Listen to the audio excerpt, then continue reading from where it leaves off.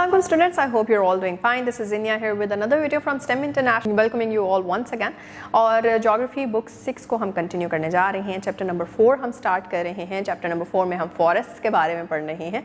और forest all around the world different types के होते हैं. जिस तरह हमने पिछले चैप्टर में पढ़ा था कि क्लाइमेटिक रीजन्स के अंदर जो है वो पूरी की पूरी ग्लोब डिवाइडेड है. कमिंग फ्रॉम के इक्वेटर से कितना जो है वो डिस्टेंस जा रहा है रीजन्स का, और उसकी बेसिस के ऊपर वहाँ पे वेजिटेशन या फिर जो ग्रोथ ऑफ प्लांट्स है वो डिफर कर जाती है. कमिंग फ्रॉम के किस तरह का क्लाइमेट है या किस तरह के रिसोर्सेज वहाँ पे अवेलेबल हैं. इसी तरह से इस चैप्टर के अंदर हम पढ़ने जा रहे हैं कि डिफरेंट एरियाज़ में किस तरह के डिफरेंट टाइप्स ऑफ फॉरेस्ट जो है वो एग्जिस्ट करते हैं. हमने पिछले में सिर्फ एक मेंशन किया था, दैट वाज रेन फॉरेस्ट. यहाँ पे हम डिफरेंट टाइप्स, मज़ीद टाइप्स जो हैं वो पढ़ेंगे. तो आइए शुरू करते हैं.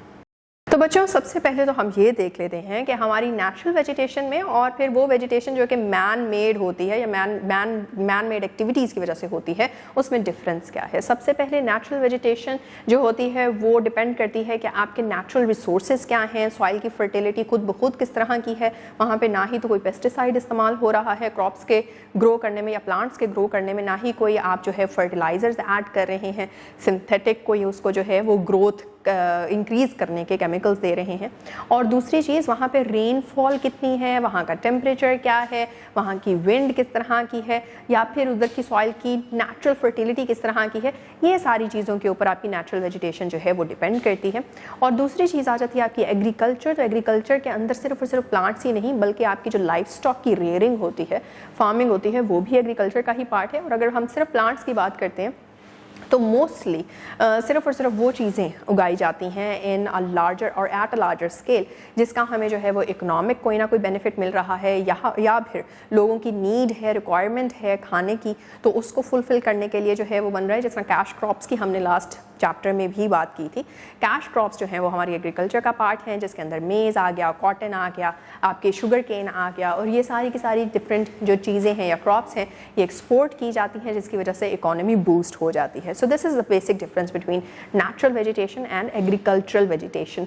तो नेचुरल वेजिटेशन को हम एक्सप्लोर करने जा रहे हैं इन डिटेल, और उस डिटेल के अंदर जो एक चीज़ हम शुरू करेंगे that is different types of forest in the world. अब different types of forest which grow in different parts of the world को समझने के लिए सबसे इंपॉर्टेंट एलिमेंट उधर क्लाइमेट को समझना है. तो हम देख लेते हैं कि क्लाइमेट के डिफरेंट एलिमेंट्स थे, और उसमें से टेम्परेचर एक ऐसा एलिमेंट था जो कि एक फैक्टर है, डिटर्मिनिंग फैक्टर, जो कि वेजिटेशन या फिर प्लांट्स की ग्रोथ को इफेक्ट कर रहा होता है.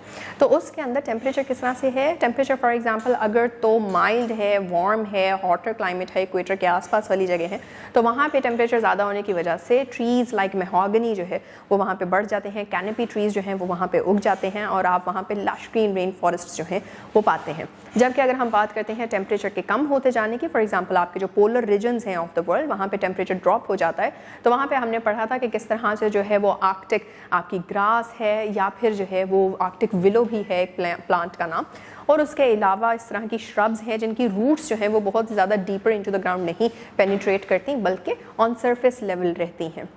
मोर ओवर आर्कटिक रीजन्स के अंदर जो है वो आपके, क्योंकि सॉइल की जो फर्टिलिटी है वो भी डिपेंड करती है कि कितना रिसोर्स उसको या कितनी जो है वो ग्रोथ न्यूट्रिएंट्स उसको प्रोवाइड कर सकता है. वो इतना ज़्यादा नहीं होता एज़ कम्पेयर टू जो आपको इक्वेटर के पास या फिर रेनफॉल वाला एरिया जो हमने पढ़ा था, वहाँ टेम्परेट रीजन जो है वहाँ पर आपको मिल जाते हैं. तो ज़्यादा सॉइल जो है आपको फर्टाइल भी मिलेगी, वहाँ पर आपको एग्रीकल्चर, वास्ट एग्रीकल्चर जैसी एक्टिविटीज़ भी मिल जाती हैं, और इस तरह से यहाँ पर जो है वो वेजिटेशन की डाइवर्सिटी भी जो है ज़्यादा मिल जाती है. जबकि अगर आप बिल्कुल पोलर रीजन्स की बात करते हैं तो वहाँ पे आपको एंडेमिक स्पीशीज़ मिलती हैं, ऐसी स्पीशीज़ जो कि किसी एक पर्टिकुलर टाइप ऑफ जो है वो सर्कमस्टांसिस के अंदर उगेंगी, और ऑल्सो हार्श इन्वायरमेंट को जो है वो सर्वाइव कर सकेंगी.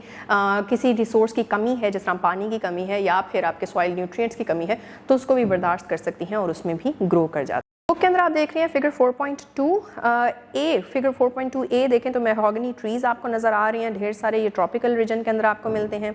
फिगर 4.2 बी में आप देख रहे हैं आर्कटिक विलो है, नाम ही बता रहा है कि ये आर्कटिक रीजन के अंदर मिलेगा. फिगर 4.2 सी है, उसके अंदर आप सनफ्लावर्स देख रहे हैं. सनफ्लावर्स बेसिकली यहाँ पे जो है इनको डायरेक्ट सनलाइट चाहिए होती है, तो टेम्परेचर ऑफ कोर्स यहाँ पे डायरेक्ट सनलाइट पड़ रही होगी, टेम्परेचर वहाँ का ज़्यादा होगा, राइट. इसी तरह से आप लास्ट जो पिक्चर है वो देख रहे हैं फिगर 4.2 डी. जिसके अंदर मेडन हेयर एक फर्न की टाइप है, और वो हमें मिल रही है कि शेडेड एरियाज ऑफ फॉरेस्ट में उगती है।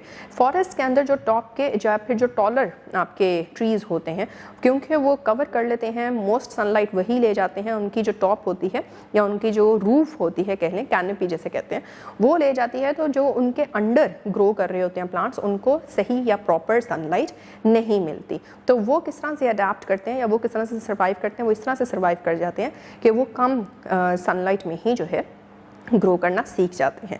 एंड मेडन हेयर फर्न जो है वो हमें इसकी एक एग्जांपल मिल जाती है।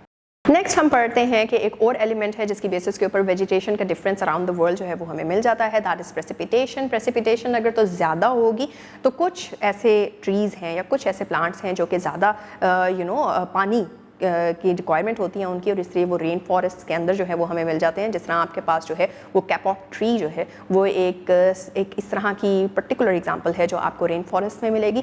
जबकि अगर हम बात करते हैं ड्रायर एरियाज़ में या जहाँ पे प्रेसिपिटेशन जो है आपकी वो लोअर होती है, वहाँ पे आपको कैक्टस की तरह के, किक्कर के दरख्तों की तरह के या फिर एलोवेरा की तरह के जो हैं वो प्लांट्स ज़्यादा मिल जाते हैं। क्यों? क्योंकि उनके पास सर्वाइवल टैक्टिक इस तरह का होता है, उनका स्ट्रक्चर इस तरह का होता है कि वो पानी को स्टोर कर लेते हैं। उन्हें पता होता है कि उन्हें जो है वो डेली पानी नहीं मिलना, और इस तरह से वो सर्वाइव करते हैं। जबकि वो वाले प्लांट्स जो कि इन एरियाज़ में हैं जहाँ पे बारिश बहुत फ्रीक्वेंटली होती है, तो वो स्टोर नहीं करते। क्यों? क्योंकि उनको पता होता है कि अगले दिन भी जो है वो बारिश हो जानी है और पानी उनको सफिशेंट मिल जाएगा। सो this is how around the world पानी की जो पर्टिकुलर लेवल है ऑफ रेनफॉल, उसकी बेसिस के ऊपर टाइप ऑफ प्लांट्स जो हैं वो भी डिफर कर जाते हैं। तो अंडर स्टोरी लेयर में हम देख रहे हैं कि किस तरह फिगर 4.3D के अंदर भी जो है वो cocoa tree in understory layer दिखाया गया है कि यहाँ पे इस तरह के जो है वो प्लांट सर्वाइव कर जाते हैं जिनको सनलाइट कम चाहिए होती है। फिर आ जाता है आपका फोर्थ और लास्ट और सबसे जो बिल्कुल निचला पार्ट होता है आपके फॉरेस्ट का, रेन फॉरेस्ट का स्पेशली, वो आ जाता है, that is the forest floor. Forest floor को आप फिगर 4.3E में जो है वो देख सकते हैं। इधर क्या है कि यहाँ पे आपका ग्राउंड जो है वो फॉरेन लीव्स से कवर्ड होगा, ऑफ कोर्स ट्विग्स होंगी, ऑर्गेनिक मैटर है क्योंकि यहाँ पे जो लीव्स गिर रहे हैं या जो आपकी स्टेम्स या ट्विग्स ब्रेक होकर नीचे गिर रही हैं वो यहाँ पे डीकम्पोज होना शुरू हो जाती हैं, और डीकम्पोज होते ही यहाँ पे जो है फिर वो फर्टिलाइजेशन का प्रोसेस भी स्टार्ट हो जाता है। ये नेचुरल फर्टिलाइजेशन जो है वो हो रही होती है आपके फॉरेस्ट फ्लोर की।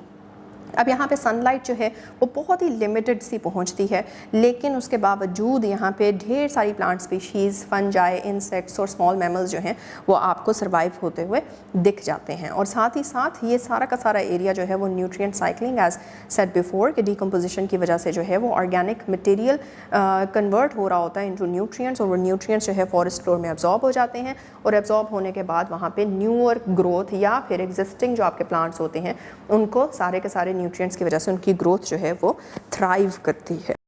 अब जो है वो हम स्टार्ट करने जा रहे हैं अपने टेम्परेट फॉरेस्ट को। तो टेम्परेट फॉरेस्ट अगेन हमने पहले भी जो है पिछले चैप्टर में पढ़ा था कि टेम्परेट क्लाइमेटिक जोन के अंदर जो है वो फॉल करेंगे। टेम्परेट क्लाइमेटिक जोन कहाँ पे आता है? जो आपके ट्रॉपिक का एरिया था या ट्रॉपिकल एरिया था उसके और जो आपका पोलर रीजन है उसके दरमियान का जितना भी एरिया है वो सारा टेम्परेट जोन होता है। अब वहाँ पे ये फॉरेस्ट हैं, दो तरह के हमें मिल जाते हैं। एक तो डेसिडस फॉरेस्ट होते हैं, दूसरा कॉनिफरस फॉरेस्ट होते हैं। जो आपकी लोअर टेम्परेट जोन के अंदर है, that is near the tropical part, उसको हम डेसिडस फॉरेस्ट कहते हैं या वहाँ पे डेसिडस फॉरेस्ट मिलते हैं। और जो अपर टूवर्ड्स द पोलर जोन आपको टेम्परेट जोन मिलता है, वहाँ पे जिस तरह के आपको फॉरेस्ट मिलेंगे वो कॉनिफर फॉरेस्ट होंगे। जी, तो हम डेसिडस फॉरेस्ट और कॉनिफरस फॉरेस्ट को देख रहे हैं। और कॉनिफरस फॉरेस्ट हमने देखा कि किस तरह ट्रॉपिकल एरिया के पास वाला है। अब ये ट्रॉपिकल रेन फॉरेस्ट की तरह से डेंस तो नहीं होता, लेकिन comparatively to the coniferous forest ये थोड़ा सा डेंस होता है, रेन फॉरेस्ट से थोड़ा कम डेंस होता है। और यहाँ पे आपको जो प्लांट्स हैं या फिर जो ट्रीज़ हैं वो आपको मिलते हैं विद वेरी ब्रॉड लीव्स। वो ब्रॉड लीव्स जो हैं वो उनको ऑफ कोर्स फोटोसिंथेसिस में हेल्प कर रहे होते हैं। मोर ओवर ये 4 सीजन्स को जो है वो फेस करते हैं या फिर उसको सर्वाइव करते हैं, जिसके अंदर आप देखेंगे कि ऑटम के अंदर येलोइंग ऑफ द लीव्स हो जाती है, फिर शेडिंग ऑफ द लीव्स है, कंप्लीट शेडिंग है इन द विंटर जोन, और फिर उसके बाद जब आपका स्प्रिंग आता है तो फिर नए नए जो फ्लावर्स वगैरह हैं वो ब्लॉसम होना शुरू होते हैं, दोबारा से जो है वो ग्रोथ नज़र आती है आपको, लाइफ एक बार दोबारा से स्टार्ट होती हुई नज़र आती है। और फिर समर्स के अंदर जो है वो आपको दोबारा एज इट इज़ लश जो है वो इनका मिलता है ओवरऑल आउटलुक। और इसी तरह से हम आ जाते हैं टू वर्ड्स और कॉनिफरस प्लांट्स। तो कॉनिफरस प्लांट्स या फिर कॉनिफरस फॉरेस्ट के अंदर इस तरह के प्लांट्स मिलते हैं, इस तरह के ट्रीज़ हैं जो कि टॉलर होते हैं, इनकी रूट्स जो हैं वो बहुत ज़्यादा पेनिट्रेट नहीं करती हैं सॉइल को, वीक रूट्स होती हैं और बिल्कुल पतली पतली इनकी बाक्स होती हैं और साथ ही साथ जो है ट्रंक्स इनके जो है वो पतले होते हैं और साथ ही साथ जो इनके लीव्स होते हैं वो स्पाइकी होते हैं और नीचे की तरफ जो होते हैं जिस तरह कहते हैं ढलान है, स्लोप है टुवर्ड्स द डाउन बिलो, उस तरह से जो है वो ये स्ट्रक्चर हुए होते हैं। बिकॉज इस एरिया के अंदर स्नोफॉल भी होती है इन विंटर्स और स्नोफॉल ताकि ऊपर जो है वो स्टक ना हो जाए बल्कि शेड हो जाए, स्लिप ऑफ हो जाए, ताकि इनको जो है वो सनलाइट मिलती रहे। So this is how these are. और दूसरा बिकॉज इधर विंट्री ज़्यादा मौसम रहता है, ये एक एवरग्रीन प्लांट कहलाए जाते हैं या एवरग्रीन फॉरेस्ट्स होते हैं। इनकी जो है वो ग्रीन जो है, जिस तरह फॉर एग्जांपल आपके डेसिडस प्लांट्स या डेसिडस फॉरेस्ट में देखा था कि वो शेड ऑफ हो जाते हैं, उनके लीव्स कलर्स चेंज कर लेते हैं through out the seasonal changes. Coniferous plants या कॉनिफरस फॉरेस्ट में इस तरह का कोई चेंज नहीं होता और ये एवरग्रीन इसलिए कहलाए जाते हैं। लास्ट टाइप जो है वो क्लाइमेट के ऊपर बेस करती है, जिस तरह से इन या कैटेगराइजेशन क्लासिफिकेशन ऑफ फॉरेस्ट जो है वो बोरियल फॉरेस्ट आते हैं। बोरियल फॉरेस्ट आपको मिलते हैं पोलर रीजन्स के अंदर या फिर आपको उन रीजन्स के अंदर जहाँ पे विंटर बहुत ज़्यादा हार्श होता है। आप डिस्पाइट के वहाँ पे विंटर हार्श होता है, ये भी जो है वो बहुत ज़्यादा डेंस होते हैं जिस तरह आपके रेन फॉरेस्ट होते हैं। बट हाउएवर यहाँ पे थ्रेट ऑफ डिफॉरेस्टेशन जो है वो ज़्यादा होता है एंड डिस्पाइट दैट ये बायोडाइवर्सिटी में जो है वो बहुत ही ज़्यादा इंपॉर्टेंट एक रोल प्ले कर रहे होते हैं, not only in biodiversity but जो आपकी ओवरऑल कार्बन साइकिलिंग का कॉन्सेप्ट है, कार्बन सिंक के तौर पे जो है यहाँ पे आके आपकी जो ग्लोबल कार्बन है वो यहाँ पे एब्जॉर्ब हो जाती है और ऑक्सीजन के साथ जो है इसको कन्वर्ट कर दिया जाता है या फिर स्विच कर दिया जाता है। And this is the importance of these forest और ऑफ कोर्स यहाँ पे इन्हीं से रिलेटेड जो है वो बायोडाइवर्सिटी भी थ्राइव करती है and that is it about boreal forest. Figure 4.4a के अंदर आपको अमेज़ॉन रेन फॉरेस्ट की जो है वो लोकेशन दिखाई गई है कि कहाँ पे है। अमेज़ॉन रिवर आप देख रहे हैं कि उसके बीचों बीच से गुजर रहा है और ये ब्राज़ील में, साउथ अमेरिका में जो है वो अमेज़ॉन रेन फॉरेस्ट है या लोकेटेड है। एक बहुत ही ज़्यादा डेंस फॉरेस्ट है और बिगेस्ट रेन फॉरेस्ट है पूरी दुनिया का या पूरे ग्लोब का। 5.5 मिलियन स्क्वायर किलोमीटर्स जो है ये कवर करता है और इसमें कौन कौन से कंट्रीज़ आ रहे हैं, ब्राज़ील को कवर कर रहा है, पेरू को कवर कर रहा है, कोलंबिया और वेनेजुएला, ये सारे के सारे चारों कंट्रीज़ जो हैं वो इसके अंडर आते हैं या इसके एरिया में आते हैं और ये दुनिया के लंग्स के तौर पे भी जो है वो पहचाना जाता है। Therefore it is known as lungs of the अर्थ।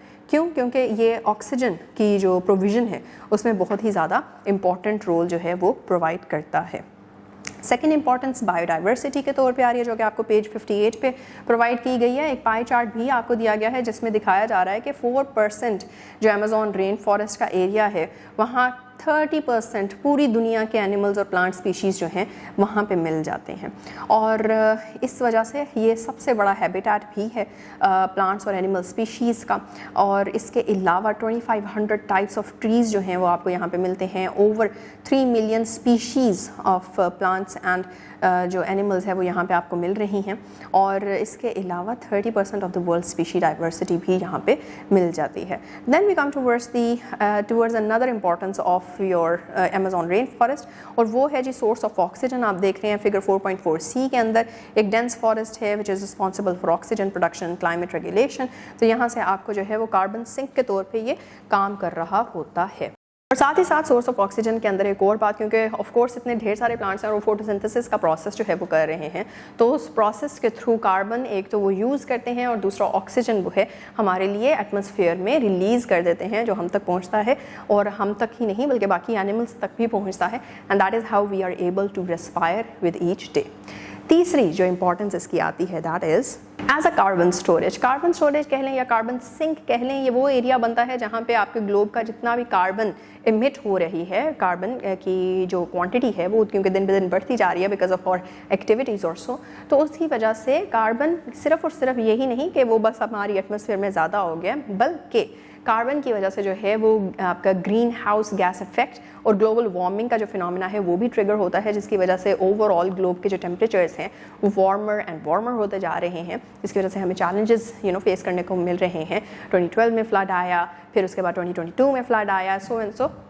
इसी तरह से ये जो रेन फॉरेस्ट है it is so much important इस एस्पेक्ट से भी कि यहाँ पे कार्बन जो है वो एब्जॉर्ब हो जाती है, जिसकी वजह से ओवरऑल क्लाइमेट जो है वो भी रेगुलेट हो जाता है, और दूसरा आपके क्लाइमेट जो कार्बन के जो लेवल्स हैं वो भी रेगुलेट हो जाते हैं। हमारे पास एक और जो है वो इंपॉर्टेंस या सिग्निफिकेंस आती है इन रेन फॉरेस्ट की या अमेजोन रेन फॉरेस्ट की, एंड दैट इज प्रेसिपिटेशन के लेवल्स। प्रेसिपिटेशन भी ऑफ कोर्स एक वाटर साइकिल आपने पढ़ा होगा अपनी साइंस में, और वाटर साइकिल में आपने देखा है कि ट्रांसपायरेशन का जो प्रोसेस है या इवेपोरेशन का जो प्रोसेस है that is very very significant and integral to the entire process of water cycle. तो यहाँ से रेन फॉरेस्ट, बिकॉज यहाँ पे प्लांट्स की जो एक डेंसिटी है वो बहुत ही ज़्यादा होती है, तो यहाँ से ट्रांसपायरेशन और इवेपोरेशन भी मेजर हो रही होती है, just like how it happens at the surface of the oceans, और इसके थ्रू जो है वो पूरा का पूरा वाटर साइकिल आपके सामने काम कर रहा है।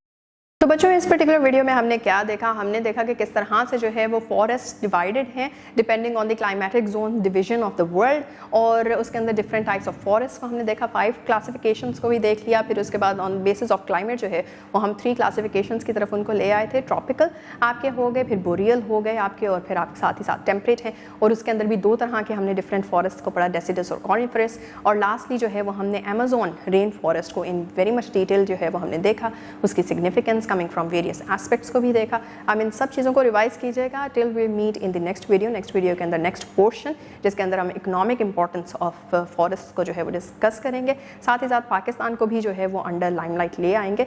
सो या टिल देन टेक केयर, अल्लाह हाफिज़।